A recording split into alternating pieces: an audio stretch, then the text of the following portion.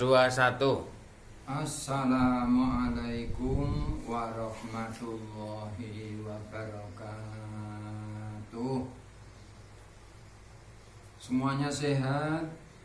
Alhamdulillahirabbil alamin. Selamat bertemu kembali di bulan yang penuh berkah. Kebetulan hari ini giliran saya untuk memberikan tausiah tentang nuzulul Quran. Siap semua ya?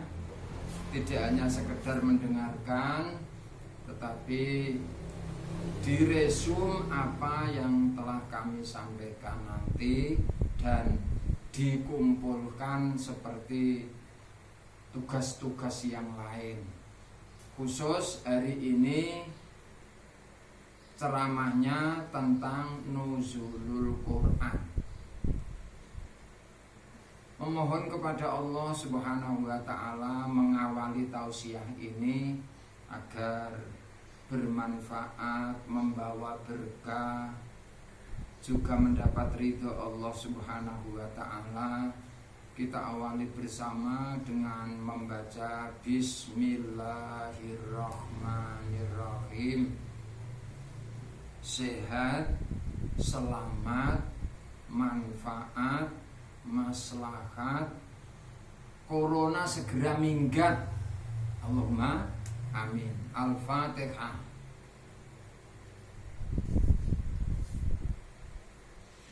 Iya karena berdua iya karena nasta'in shiratal mustaqim shiratal ghairil maghdubi alaihim waladdallin.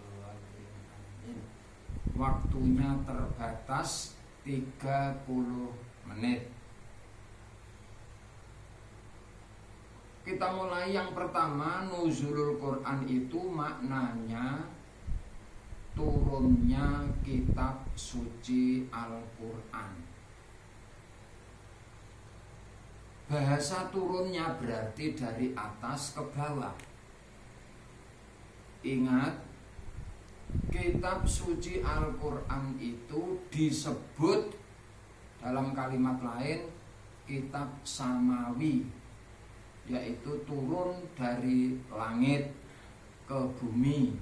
Maksudnya dari Allah Subhanahu wa ta'ala turun kepada Nabi Muhammad melalui perantara malaikat Jibril dalam waktu 22 tahun, 2 bulan, dan 22 hari. Berbicara tentang nuzulul Quran, itu tidak hanya sekedar Al-Quran itu turun begitu 30 juz satu utuh, bukan. Tapi turunnya Al-Quran itu melihat situasi dan kondisi. Misalnya untuk menjawab pertanyaan atau menjawab permasalahan yang muncul pada saat itu yang tidak bisa terselesaikan oleh Nabi Muhammad. Akhirnya wahyu Al-Quran itu turun sebagai acuan pokok untuk menyelesaikannya. Anak-anakku semuanya yang berbahagia dari berbagai jurusan, dari jurusan produksi grafika, desain grafis, di kafe, kemudian animasi dan rekayasa perangkat lunak, semuanya mengikuti, nanti dijadikan sebagai pedoman hidup. Karena Al-Quran itu sendiri diturunkan tujuannya adalah untuk pedoman hidup.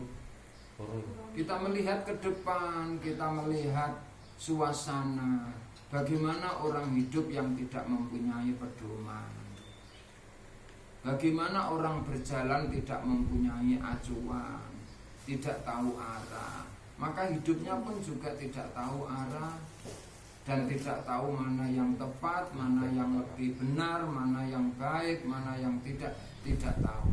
Nah, itu semuanya menggunakan patokan atau acuan yang disebut Al-Quran.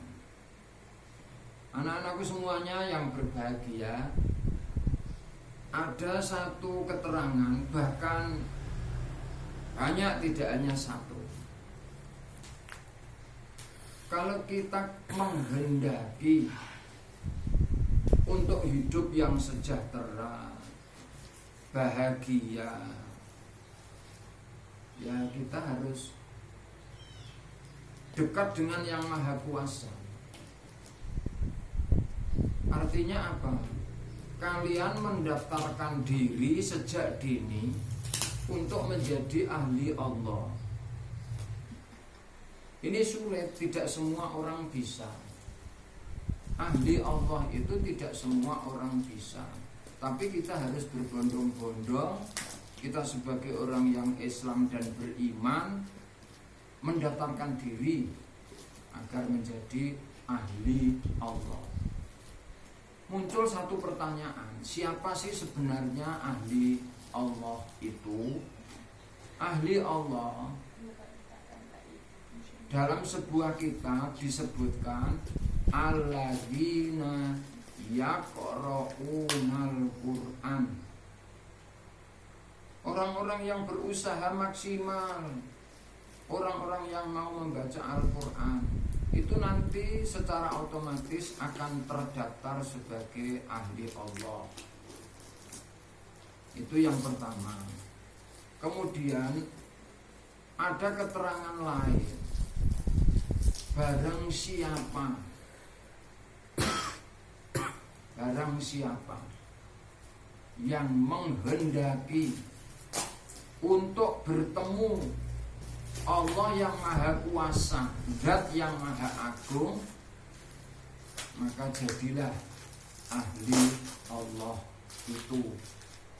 Dan ahli Allah itu akan ada jaminan, tidak hanya sekedar hidup sukses dunia, tapi juga akan sukses di akhirat. Mulai kita hidup, mulai mati, sampai di alam barzah, sampai di hari kiamat, itu semuanya jaminan dari Al-Quran. Ada satu cerita, didengarkan, tidak boleh diputus. Ada cerita begini, ada orang meninggal, namanya kalau dalam kitab disebut Fulan. Begitu meninggal, selesai semua pemakaman, orang-orang yang takziah itu sudah pada pulang semua. Kemudian tiba-tiba di sebelahnya itu ada laki-laki yang sangat tampan duduk di sebelahnya. Jenazah itu terkejut.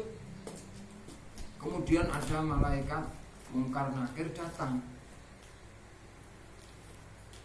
Dia menyapa kepada laki-laki, kamu siapa?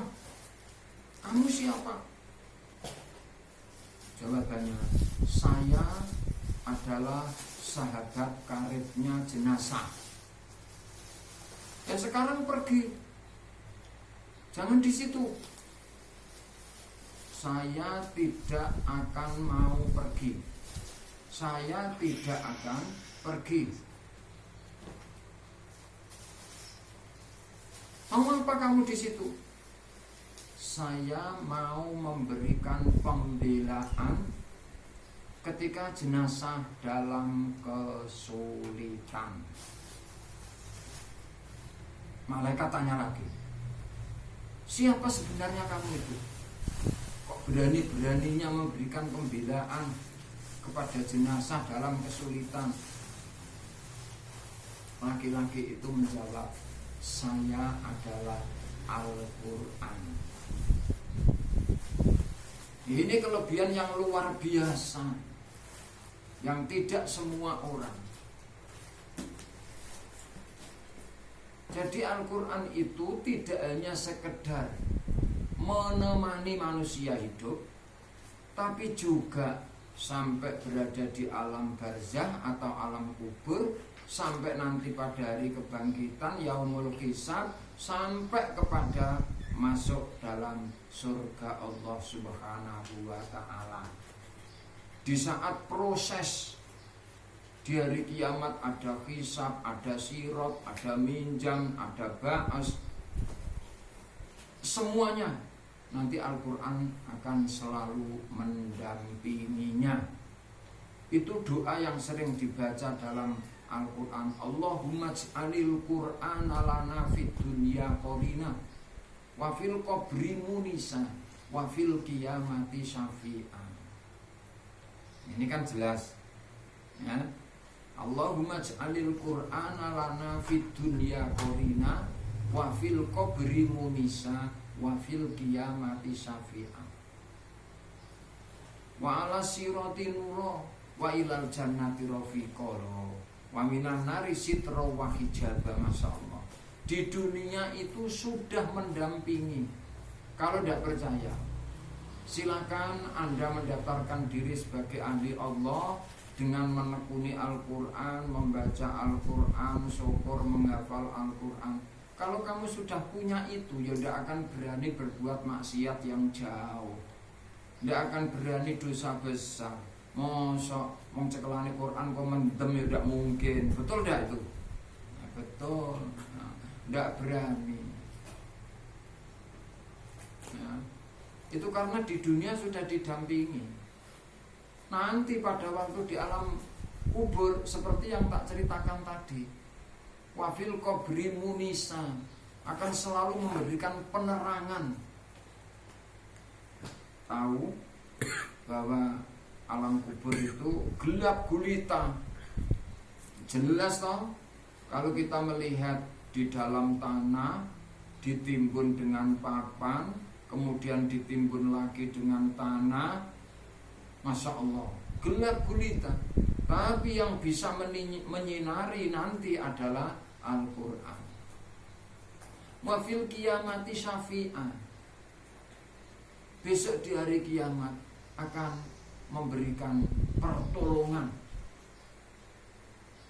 Wasyafi'un musafa'un wa makhilun musaddaqun. Al-Quran nanti akan memberikan pertolongan kepada orang-orang yang mencintai Al-Quran, kepada ahlinya, dan pembelaannya itu dibenarkan oleh Allah Subhanahu wa ta'ala. Dalam hadis sanadnya dari Ali bin Abi Thalib, malah tidak hanya sekedar untuk memberikan pertolongan kepada dirinya saja, sampai bisa kepada keluarganya 10 orang. Tak bacakan hadisnya ya, tak bacakan. Iqra'ul Qur'an fastadharuhu wa akalla kalalahu wa karrama karamahu. Adkhalahul jannata bi rahmatihi wa saffihu fi asratin min ahli baitihi kulluhum qad wajabat lahumun nar. Apa itu maknanya? Bacalah Al-Quran itu, pahamilah Al-Quran itu, amalkan isinya Al-Quran itu. Kalau Al-Quran mengatakan haram, ya ditinggalkan. Kalau Al-Quran mengatakan halal, oke.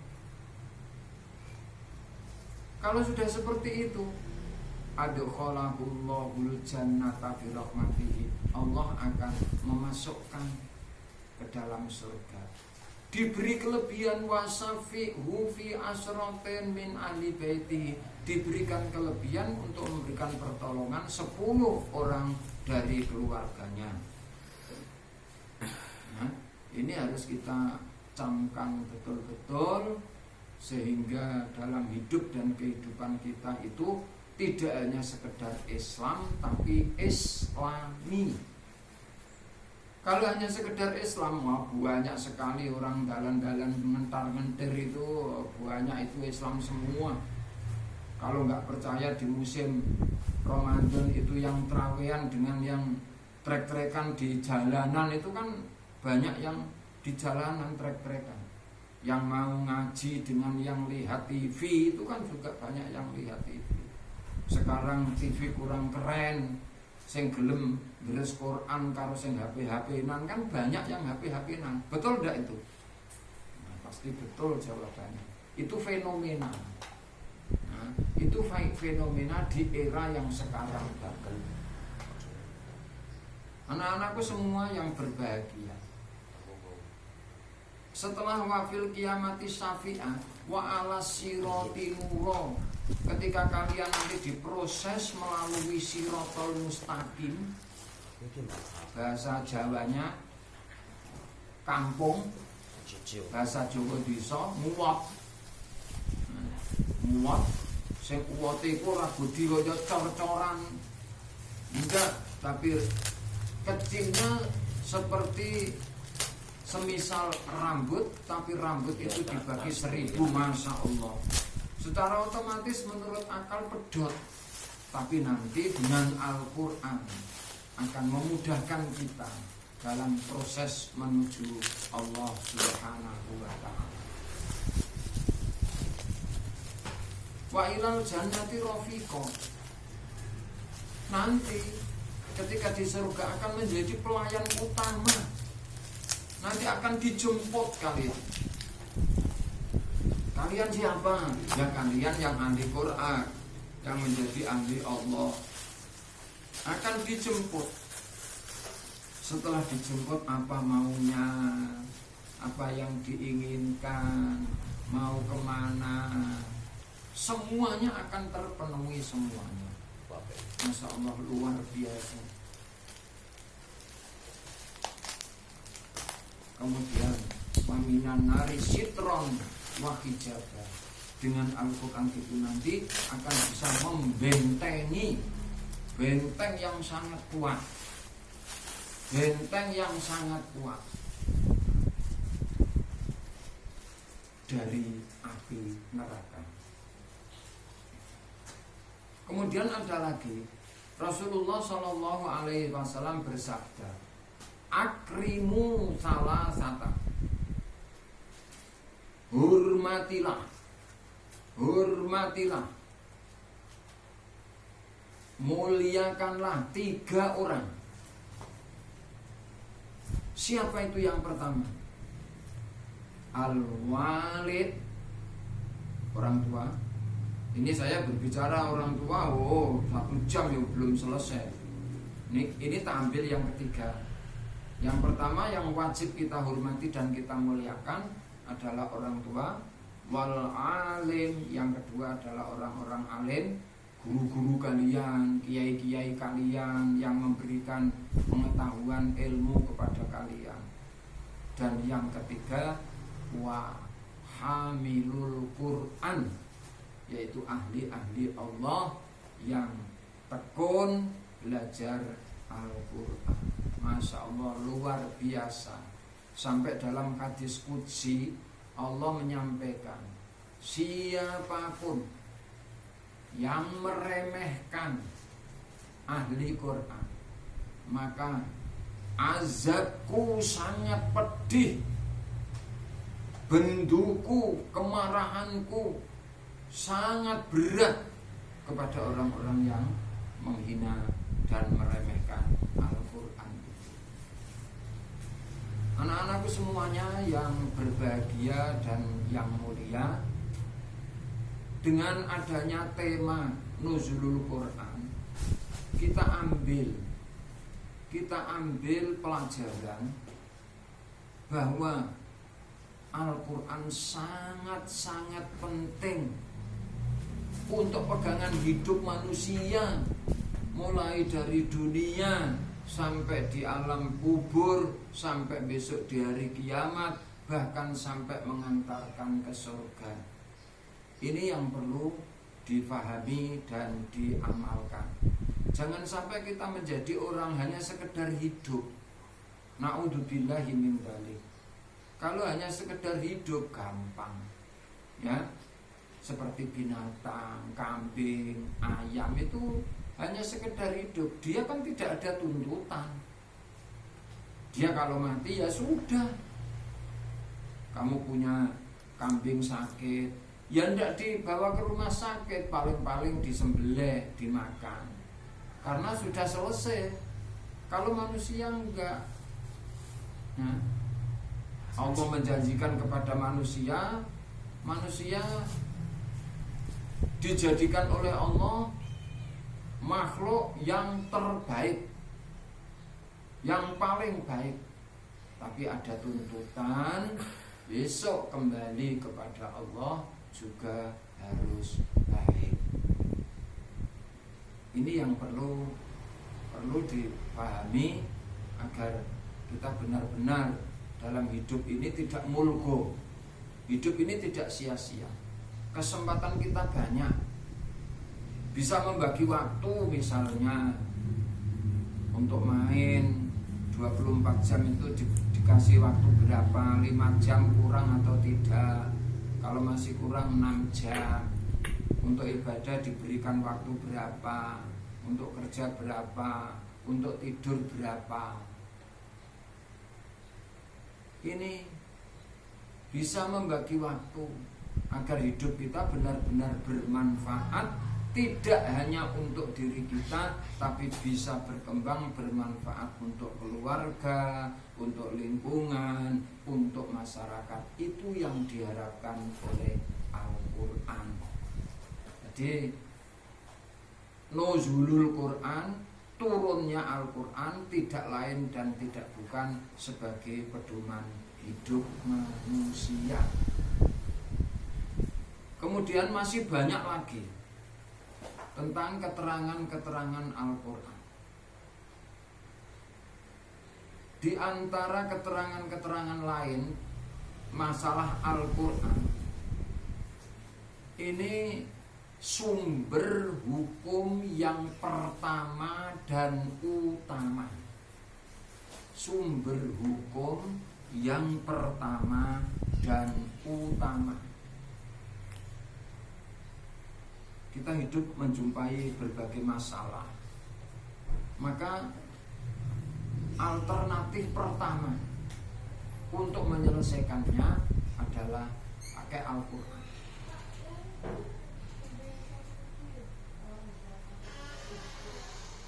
Jika Al-Quran itu tidak ada, baru kita menggunakan Al-Hadis. Nanti kalau Al-Hadis tidak ada, baru menggunakan istihad. Seperti sahabat Mu'ad bin Jabal ketika diutus menjadi seorang hakim di Yaman atau qadhi di Yaman, ditanya Rasulullah, "Wahai Mu'ad, dengan apa engkau memutuskan sesuatu?" Sahabat Mu'ad menjawab, "Dengan Al-Quran." Fa'ilam yajid, jika dalam Al-Quran itu tidak dijumpai, fabi sunnati Rasulillah, menggunakan sunnah Rasul. Fa'ilam yajid, jika tidak dijumpai, ajtahidu birra'yi, saya akan beristihad. Kemudian Rasulullah menepuk-nepuk bau Mu'ad, menunjukkan bahwa Rasulullah sangat-sangat setuju. Baik kamu Mu'ad, pandailah kamu Mu'ad untuk menjadi qadhi atau menjadi hakim di Yaman. Anak-anakku semua yang kami hormati, kalian belajar Al-Quran jangan putus asa. Karena menjadi ahli Allah itu juga tidak gampang. Nah, jangan putus asa. Artinya apa? Namanya orang belajar sekali langsung mahir. A'udzu billahi minasy syaithanir rajim. Bismillahirrahmanirrahim. Faqra'u ma tayassara minal Qur'an. Misalnya, tidak bisa seperti itu, ya sebisanya. Tertegun-tegun, mungkin tajwidnya juga tidak pas, ya nggak apa-apa. Artinya nggak apa-apa. Belajar terus. Ada konsep bagus kok. Membaca Quran itu kalau sudah mahir, tajwidnya oke, makhorijul hurufnya juga oke, ma'as safaratil kiramil barara, besok akan bersama-sama hamba-hamba Allah yang mulia, para syuhada, para sholihin, para ulama, ya. Tapi kalau membaca Al-Qur'annya itu tertegun-tegun, kesulitan, tajwidnya kurang benar, tetap masih mendapat pahala 2. Tapi jangan putus asa, terus lanjutkan belajar sampai tuntas. Sering belajar dengan siapapun yang dianggap mampu baca Quran. Kemudian yang dekat-dekat masjid, dekat-dekat musola. Ini kesempatan di bulan Ramadan. Ya belajar darusan disemak dengan yang lain. Kalau nanti ada kekurangan dibenahi saat itu juga. Nanti kamu juga bisa. Tapi ingat, Al-Quran itu harus musyafahah, bukan musafahah. Kalau musafahah itu salaman, kalau musyafahah itu face to face, nah, antara guru dengan murid.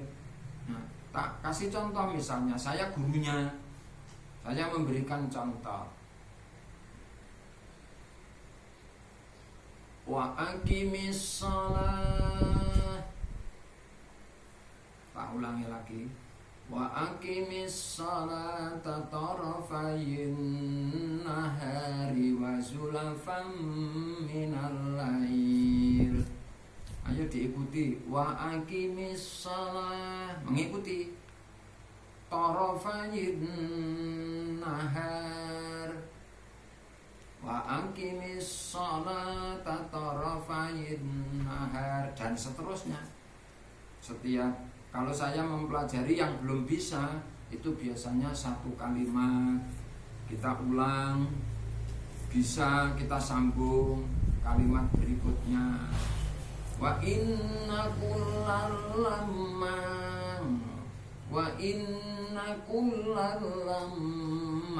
la yuwaffiyannahum rabbuka a'malahum. Itu diulang sampai beberapa kali, diputus-putus. Nanti kalau sudah bisa, langsung seayat dibaca.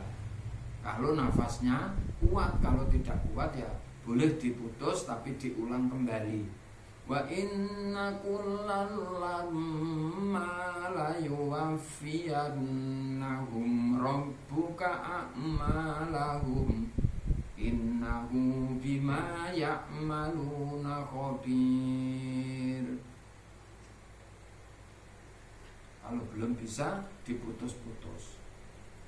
Jangan putus asa belajar Al-Quran. Tak doakan mudah-mudahan semua murid-murid, ya, keluarga besar, siswa-siswi SMK Raden Umar Said Kudus nanti terdaftar menjadi ahli Allah, mahir semua dalam membaca Al-Quran. Amin Allahumma amin. Syukron kasir, terima kasih. Sampai di sini waktu sudah tidak memungkinkan lagi. Sampai bertemu kembali, memohon kepada Allah agar bisa tatap muka, suasana kembali normal, corona segera hilang, diangkat oleh Allah Subhanahu wa ta'ala. Bi barakatil Fatihah.